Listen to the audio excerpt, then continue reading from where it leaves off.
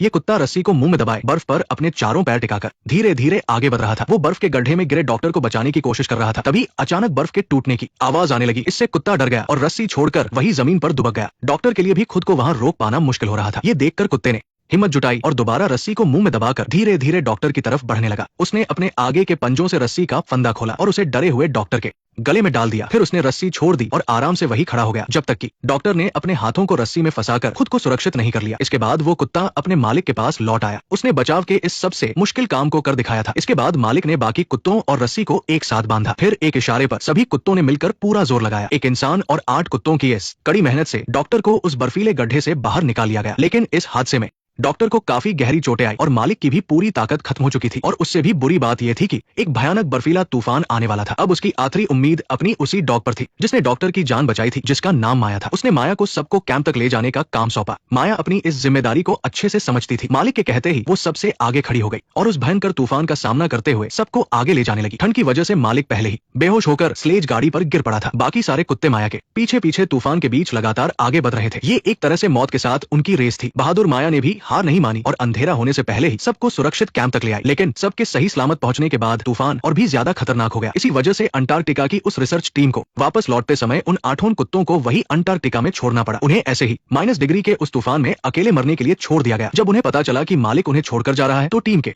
सबसे छोटे कुत्ते मैक्स ने अपना पट्टा खोल लिया और मालिक के पास आ गया ताकि वो उसे साथ ले जाए। लेकिन अगले ही पल मालिक ने तुरंत उसके गले में पट्टा वापस बांध दिया और वह दोबारा ऐसा ना करे, इसलिए मालिक ने एक एक करके सभी कुत्तों का पट्टा कस दिया। फिर लोहे की चेन और कीलों से उन्हें वही बांध दिया। कुत्तों को कुछ समझ नहीं आ रहा था कि उनके साथ ऐसा क्यों किया जा रहा है और वो जोर जोर से भौंकने लगे। लेकिन असल में मालिक इतना भी बुरा नहीं था। हेलीकॉप्टर में ज्यादा वजन नहीं ले जाया जा सकता था, इसलिए पहले घायलों को ले जाना जरूरी था। उसने सोचा था कि जैसे ही हेलीकॉप्टर पहुंचेगा वो अपना इलाज करवाने के बजाय तुरंत वापस लौटेगा और एक और बड़ा तूफान आने से पहले अपने प्यारे कुत्तों को वहां से निकाल लेगा। लेकिन जैसे ही हेलीकॉप्टर ने उड़ान भरी, कुत्ते बेचैनी में अपनी जगह पर ही जोर जोर से भौंकने लगे। उन्हें नहीं पता था कि इंसानों की जान बचाने के बावजूद वही इंसान उन्हें वहां मरने के लिए छोड़ गए हैं। दूर जाते हेलीकॉप्टर को देखकर कुत्ते लगातार भौंकते रहे, इस उम्मीद में कि मालिक वापस आएगा। लेकिन किसी ने नहीं सोचा था कि उनका ये इंतजार इतना लंबा होगा। कई दिनों और रातों तक हेलीकॉप्टर में बैठा मालिक भी बहुत परेशान था, लेकिन उसे यकीन था कि कुत्ते वहां सर्वाइव कर लेंगे, क्योंकि स्लेज डॉग्स के बाल बहुत मोटे होते हैं और वो एक साथ झुंड में रहकर खुद को गर्म रख सकते हैं। साथ ही उसने उन कीलों को भी जमीन में काफी गहराई तक गाड़ा था ताकि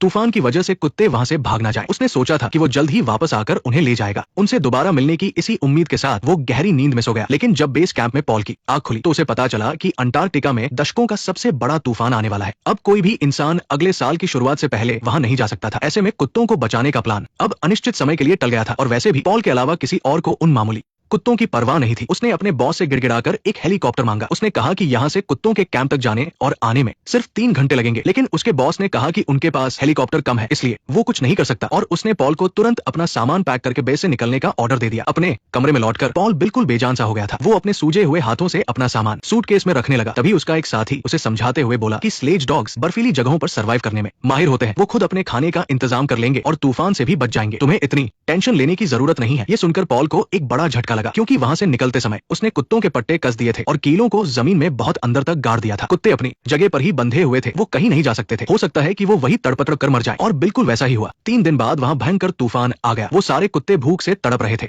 इतनी तेज हवाओं और बर्फबारी के बीच भी वो हिम्मत नहीं हारे। बर्फ की वजह से उन्हें कुछ दिखाई नहीं दे रहा था, लेकिन उनके दिल में अपने मालिक के वापस लौटने की उम्मीद साफ थी। इसी उम्मीद के साथ उन कुत्तों ने भूखे पेट कई दिनों तक खुद को जिंदा रखा। यहाँ तक कि सबसे मजबूत माया भी कमजोरी की वजह से जमीन पर गिर पड़ी। इतने दिनों तक भूखे रहने के कारण उनके पास इस ठंड से लड़ने की कोई ताकत नहीं बची थी और इसी कमजोरी ने उनकी परेशानी को और भी बढ़ा दिया था। पॉल की बांधी हुई वो लोहे की चेन उनके लिए मौत का फंदा बन चुकी थी, जिसने इस बर्फीले नर्क में उनकी जिंदगी की आखिरी उम्मीद भी छीन ली थी। एक दिन तेज हवाओं ने कैंप का झंडा गिरा दिया। तभी सबसे ज्यादा ताकत वाले एक कुत्ते ने अचानक अपना पट्टा तोड़ दिया और किसी चीज की परवाह किए बिना उस झंडे को वापस उठा लाया, क्योंकि जब तक वो झंडा वहां है उन्हें यकीन था कि मालिक उन्हें ढूंढ लेगा। ये देखकर बाकी कुत्तों में भी हिम्मत आई और उन्होंने भी अपना अपना पट्टा तोड़ दिया। उन्होंने एक दूसरे की मदद की और दांतों से पट्टा काट दिया। इतने दिनों बाद आखिरकार वो आजाद हो चुके थे। लेकिन बस बूढ़ा कुत्ता जैक अपनी जगह पर ही बैठा रहा। लीडर माया ने उसका पट्टा काटने की कोशिश की, लेकिन उसने मना कर दिया। माया ने अपने पंजों से उसे प्यार किया और उसे हिम्मत न हारने का हौसला दिया। लेकिन बूढ़ा जैक अपनी कमजोर हालत देखकर समझ गया था कि अब वो ज्यादा दिन नहीं बचेगा। वो किसी पर बोझ नहीं बनना चाहता था, इसलिए वो बस यही चाहता था कि बाकी कुत्ते दूर जाकर अपने लिए खाना ढूंढ ले। माया भी जैक की इस बात को समझ गई थी। उसने दुखी मन से उसका माथा चूमा और उसे आखिरी अलविदा कहा। टीम की लीडर होने के नाते उसे बाकी कुत्तों को लेकर आगे बढ़ना था ताकि वो इस बर्फीली जगह पर जिंदा रह सके। इसलिए भारी मन से उसे जैक को वही छोड़ना पड़ा। मालिक से दोबारा मिलने की आस लिए बूढ़ा जैक हमेशा के लिए उस बर्फ में सो गया। जब माया ने बाकी कुत्तों को ढूंढा तो देखा कि वे सब सीगल पक्षियों के एक झुंड का शिकार करने वाले थे, लेकिन छोटे मैक्स के भौंकने से सारे सीगल डरकर उड़ गए। अपने हाथ आया, शिकार यूं चला गया। इस पर माया को बहुत गुस्सा आया, लेकिन उसने उसे डांटा नहीं। अच्छी बात यह थी कि सीगल ज्यादा दूर नहीं गए थे। माया ने तुरंत एक प्लान बनाया और बाकी कुत्तों को दो ग्रुप में बांटकर दूसरी तरफ छुपने के लिए भेज दिया और गलती करने वाले मैक्स को वही रुकने को कहा। जब सब अपनी अपनी जगह पहुंच गए तो माया सीगल के पीछे की तरफ गई और चुपके चुपके आगे बढ़ने लगी। सही मौका मिलते ही माया के एक इशारे पर दूसरी तरफ के कुत्ते उन पर टूट पड़े और दूसरी तरफ से माया ने हमला कर दिया। दोनों तरफ से घिरने की वजह से सीगल कहीं भाग नहीं सके और उनका शिकार कामयाब रहा। ये देखकर मैक्स बहुत खुश हुआ और खुशी से उछलने लगा। हालांकि सारे कुत्ते बहुत ज्यादा भूखे थे, लेकिन किसी ने भी उस शिकार को अकेले नहीं खाया। वो सब खाने को माया के पास ले आए ताकि वो सबको बराबर हिस्सा दे सके। माया ने पहले अपना एक हिस्सा उठाया, उसके बाद ही बाकी कुत्तों ने अपना अपना हिस्सा लिया, लेकिन इसमें मैक्स को कुछ नहीं मिला क्योंकि उसकी बेवकूफी की वजह से पूरी टीम भूखी रह जाती। मैक्स को अपनी गलती का एहसास हो गया था। वो अपना मुंह लटकाकर किसी से थोड़ा सा खाना मांगने गया, लेकिन सामने वाले कुत्ते ने उसे डरा कर भगा दिया। खुशकिस्मती से व्हाइट नाम के एक कुत्ते ने उसे मना नहीं किया और अपना खाना उसके साथ शेयर किया। तब जाकर मैक्स का पेट भरा। इसके बाद के दिनों में वे सब एक दूसरे के सहारे उस भयानक तूफान और भूख के बीच अपनी जिंदगी बचाने की कोशिश करते रहे। हालांकि अपने मालिक का इंतजार करना बहुत मुश्किल और लंबा हो रहा था, लेकिन एक ही चीज थी जो उन्हें सुकून देती थी और वो थी रात के आसमान में दिखने वाली ऑरोरा यानी रंग बिरंगी रोशनी। एक रात जब वो रोशनी धीरे धीरे गायब हो रही थी तो खेल खेल में मैक्स और उसके कुछ साथी उसका पीछा करने लगे। जब वे सब उस खूबसूरत रोशनी को देखने में खोए थे तभी उनका एक साथी बर्फ से फिसलकर एक गहरी खाई में जा गिरा। ये सुनकर माया तुरंत भागकर वहां पहुंची। उसने देखा कि वो कुत्ता जमीन पर अधमरा पड़ा था। सभी बहुत दुखी थे और उसके चारों तरफ बैठकर अपने शरीर की गर्मी से उसे गर्माहट देने की कोशिश करने लगे, इसी उम्मीद में कि वो जल्दी ठीक हो जाएगा। भले ही वो बर्फीला तूफान कितना भी खतरनाक था, लेकिन वो उन कुत्तों की गहरी दोस्ती को तोड़ नहीं सका। लेकिन एक रात के बाद उस सफेद बर्फ ने उस कुत्ते को पूरी तरह से ढक दिया और उसकी जान ले ली। माया काफी देर तक उसके पास चुपचाप बैठी रही, लेकिन लीडर होने के नाते उसे फिर से हिम्मत जुटानी थी और बाकी कुत्तों को किसी भी खतरे से बचाकर आगे ले जाना था ताकि वे सब अपने मालिक से मिल सके। जब सब चले गए तो मैक्स डरते डरते आगे आया। उसे बहुत पछतावा हो रहा था। उसे लगा कि अगर वो खेल खेल में उस रोशनी के पीछे नहीं भागता तो उसके साथी के साथ ऐसा नहीं होता। मैक्स ने उसे उठाने की कोशिश की, लेकिन कोई चमत्कार नहीं हुआ। वो इस बात को मानने के लिए तैयार नहीं था और काफी देर तक उसके पास ही लेटा रहा। जब वहां की कड़ाके की ठंड बढ़ने लगी तब जाकर मैक्स को होश आया, लेकिन तब तक बाकी कुत्ते वहां से काफी दूर जा चुके थे। उस भयंकर तूफान की वजह से उसे आगे का कोई रास्ता भी नहीं दिख रहा था। वो बस बेबसी में भौंकता रहा, लेकिन किसी ने उसकी आवाज नहीं सुनी। इस तरह वो अपनी टीम से बिछड़ गया। वो अभी बहुत छोटा था और उसे बिल्कुल नहीं पता था कि अब वो अकेले कैसे जिंदा रहेगा। मैक्स के इस तरह गायब होने से माया भी बहुत परेशान थी, लेकिन बाकी कुत्तों की जान बचाने के लिए उसने सबको अलग अलग जाकर मैक्स को ढूंढने की इजाजत नहीं दी। वो बस यूं ही बिना किसी मंजिल के आगे बढ़ते रहे। किसी को पता ही नहीं चला कि इन कुत्तों को अंटार्कटिका में फंसे हुए कई दिन बीत चुके थे। उनके पास खाना लगभग खत्म हो चुका था, इसलिए वो अपनी नाक से बर्फ के नीचे खाने की कोई चीज ढूंढने लगे। तभी अचानक माया को किसी चीज की गंध आई और वो खुशी खुशी बाकी कुत्तों को लेकर आगे की तरफ दौड़ने लगी। दरअसल वो एक पुराना और बंद पड़ा सप्लाई स्टेशन था जहाँ कुछ डिब्बा बंद खाना और बिस्किट रखे हुए थे। उन्होंने बिना कोई देर किए भरपेट खाना खाया और फिर अपनी ताकत वापस पाने के लिए वही जमीन पर लेट गए। माया काफी उदास थी क्योंकि अब तक वो अपने दो साथियों को खो चुकी थी। अंटार्कटिका की जानलेवा सर्दियों में हमेशा कोई सप्लाई स्टेशन मिल जाना नामुमकिन है। अब वो आगे कहा जाए, लेकिन इन मुश्किल 4 महीनों में पॉल माया से किया अपना वादा कभी नहीं भूला। उसने अंटार्कटिका वापस जाने के लिए हर मुमकिन कोशिश की, लेकिन मैनेजमेंट ने हर बार कोई ना कोई बहाना बनाकर उसे मना कर दिया। हार मानकर उसे डॉक्टर से मदद मांगनी पड़ी, लेकिन डॉक्टर ने उससे कहा कि अंटार्कटिका की जमा देने वाली ठंड में उन कुत्तों का वहां जिंदा बच पाना नामुमकिन है और वैसे भी अब इतना समय बीत चुका है कि वहां तो लोहा भी जमकर टूट जाए। डॉक्टर ने उसे बीती बातों को भूलने की सलाह दी। डॉक्टर को कुत्तों की हालत से कोई फर्क नहीं पड़ रहा था। पॉल को बहुत निराशा हुई। उसने सोचा भी नहीं था कि जिस डॉक्टर की जान माया ने बचाई थी उसे उन कुत्तों की जरा भी परवाह नहीं है। और सबसे ज्यादा गुस्से की बात तो ये थी कि डॉक्टर को अंटार्कटिका में मिले उल्कापिंड के लिए अवार्ड मिला। स्टेज पर भाषण देते समय उसने अपने परिवार, अपनी टीम और उन लोगों का शुक्रिया अदा किया जिन्होंने उसे पैसे दिए, लेकिन उस डॉग टीम के बारे में एक शब्द भी नहीं कहा जिन्होंने उसकी जान बचाई थी। वहां मौजूद पॉल डॉक्टर की बातें सुनकर सिर्फ एक फीकी मुस्कान ही दे सका, लेकिन जब डॉक्टर रात को घर लौटा तो बेटे के बिस्तर के पास रखे एक कार्ड ने उसे सोचने पर मजबूर कर दिया। उस पर टेढ़े मेढ़े अक्षरों में लिखा था, मेरे हीरो वो 8 कुत्ते हैं जिन्होंने मेरे पापा की जान बचाई। ये देखकर डॉक्टर को खुद पर बहुत शर्म आई। जब एक छोटे से बच्चे को एहसान याद है तो उसका खुद का ज़मीर कैसे नाम और पैसे के लालच में अंधा हो सकता है। उसने फैसला किया कि वो अपनी गलती सुधारने के लिए अपने रुतबे का इस्तेमाल करेगा। इधर जब लोग रेस्क्यू की तैयारी कर रहे थे, वहाँ 4 दिन से भूखे मैक्स को आखिरकार एक मरी हुई व्हेल मछली मिल गई। जैसे ही वो उसके पास जाने लगा, अचानक अंदर से एक खूंखार सील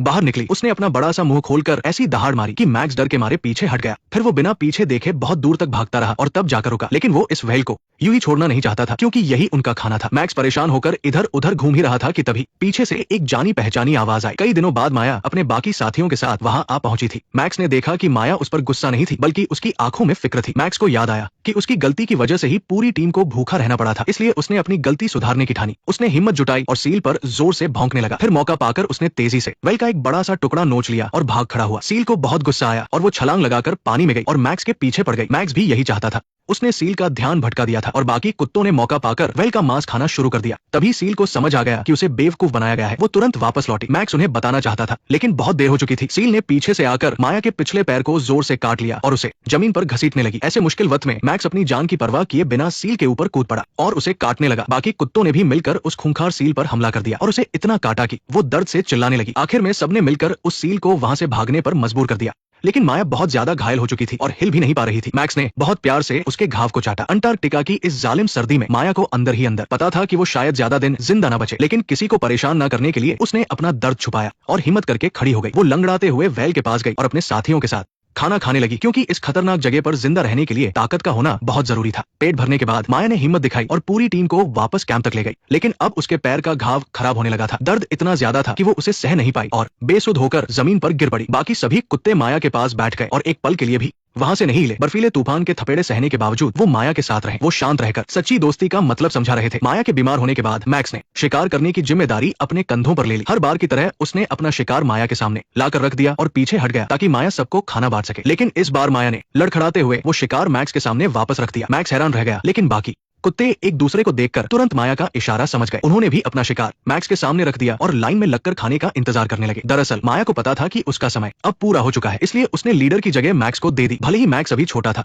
लेकिन वो बहुत बहादुर, समझदार और जिम्मेदार था, जो एक लीडर के लिए एकदम सही है। मैक्स अपने साथियों के इस बर्ताव से थोड़ा घबरा गया था। उसने खुद वो शिकार माया के सामने रख दिया ताकि वो हिम्मत न हारे। जब बाकी कुत्ते अपना खाना ले गए तो मैक्स वहीं रुककर माया के पास बैठा रहा। इस मुश्किल घड़ी में भी उन्हें पूरा यकीन था कि उनका मालिक उन्हें घर वापस ले जाने जरूर आएगा। लेकिन जब मैक्स ने सोचा कि उसे लीडर बनने का कोई तजुर्बा नहीं है, तो वो परेशान हो गया कि वो सबको कैसे संभालेगा। वो बस यही चाहता था कि माया जल्दी से ठीक हो जाए। लेकिन कई दिन बीत जाने के बाद भी माया की हालत नहीं सुधरी। मैक्स को शायद एहसास हो गया था कि माया अब नहीं बचेगी और वो बहुत परेशान होने लगा। वो लगातार माया को चाट रहा था ताकि वो उठ जाए, लेकिन माया, जो कभी सबसे ताकतवर और बहादुर लीडर थी, बर्फ में बिना हिले डुले बस लेटी रही। पॉल को इन कुत्तों की इस दर्दनाक हालत के बारे में कुछ भी नहीं पता था। डॉक्टर की मदद और कुछ जुगाड़ लगाकर उसने एक आइस ब्रेकर जहाज किराए पर लिया और अंटार्कटिका निकल पड़ा। लेकिन वो जहाज कई मीटर मोटी बर्फ में बुरी तरह फंस गया और आगे नहीं बढ़ पाया। आखिर में उन्हें स्नो ट्रक लेना पड़ा। बर्फ के मैदानों पर हिचकोले खाते हुए और एक मुश्किल सफर तय करते हुए आखिरकार वो उस कैंप तक पहुंच ही गए। लेकिन सामने बर्फ में दबी हुई जंजीरों को देखकर पॉल अंदर से घबरा गया। उसे कुछ बुरा होने का एहसास हुआ और जब उसने बर्फ हटाई तो उसे एक बर्फ में जमा हुआ कान दिखा। वो समझ गया कि वो ओल्ड जैक है, जो अब मर चुका है। पॉल को बहुत बुरा लगा। वो पछता रहा था कि काश उसने जैक के पट्टे को इतना कसकर ना बांधा होता। जब सबको लगा कि बाकी कुत्ते भी शायद अब जिंदा नहीं होंगे, तभी पॉल ने देखा कि दूसरी जंजीर खुली हुई है। ये देखकर उसके अंदर एक उम्मीद जग गई। जब उसने पूरी जंजीर बाहर निकाली तो उसे यकीन हो गया कि कुत्ते यहाँ से जा चुके हैं और जिंदा रहने की कोशिश कर रहे हैं। सबको बड़ा अचंभा हुआ। इसका मतलब था कि शायद बाकी कुत्ते जिंदा है। तभी पॉल को ऐसा लगा जैसे उसे कोई आवाज आई हो। उसने पूरी उम्मीद के साथ सामने वाली पहाड़ी की तरफ देखा और तभी उसे कुत्तों के भौंकने की जानी पहचानी आवाजें सुनाई दी। मैक्स स्नो ट्रक की आवाज सुनकर अपने साथियों को लेकर वहां आ गया था। किसी को अपनी आंखों पर यकीन नहीं हो रहा था। इतने लंबे समय तक और इतने खतरनाक हालात में भी ये कुत्ते किसी चमत्कार की तरह जिंदा बच गए थे। इस वक्त उनकी आंखों में कोई शिकायत नहीं थी। भले ही इंसानों ने उन्हें इस बर्फीले तूफान में अकेला छोड़ दिया था, लेकिन अपने मालिक को देखते ही वो सब कुछ भूलकर उसके गले लगने के लिए दौड़ पड़े। लेकिन जब पॉल कुत्तों को गिन रहा था तो उसने देखा कि माया और एक और कुत्ता वहां नहीं है। वो मायूस होकर पास की ही पहाड़ी की तरफ देखने लगा, लेकिन इस बार कोई चमत्कार नहीं हुआ। जब वो लोग वहां से वापस जाने लगे तभी मैक्स अचानक पलटा और पहाड़ी की तरफ दौड़ने लगा। पॉल भी उसके पीछे पीछे गया। जब वो पास पहुंचे तो उन्होंने देखा कि माया बर्फ में बेसुध पड़ी थी। उस समझदार मैक्स ने माया का भरोसा नहीं तोड़ा था। वो माया को कई किलोमीटर दूर से घसीटकर यहाँ तक लाया था, क्योंकि चाहे वो मर भी जाए वो यही चाहता था कि मालिक उसे घर वापस ले जाए। पॉल माया के पास गया और खुद को कोसते हुए रोने लगा। तभी अचानक लगा जैसे माया की आंखें हल्की सी हिली। पॉल की खुशी का कोई ठिकाना नहीं रहा। उसने कांपते हाथों से माया के सिर पर हाथ फेरा और चमत्कार हो गया। माया की आंखें खुल गई। तुम बहुत बहादुर हो मेरी बच्ची, तुम ठीक हो ना, मेरी सबसे अच्छी दोस्त। ये कहानी एक सच्ची घटना पर आधारित है। अंटार्कटिका की उस कंपा देने वाली ठंड और अकेलेपन में 8 कुत्तों ने कई दिनों तक जिंदा रहकर ये साबित कर दिया कि बिना किसी शर्त के वफादारी किसे कहते हैं। उन्होंने खुद जंजीरें तोड़ी, शिकार किया और अपने मालिक का इंतजार कभी नहीं छोड़ा। माया की लीडरशिप, मैक्स की समझदारी, ओल्ड जैक की कुर्बानी, ये सब हमें सिखाते हैं कि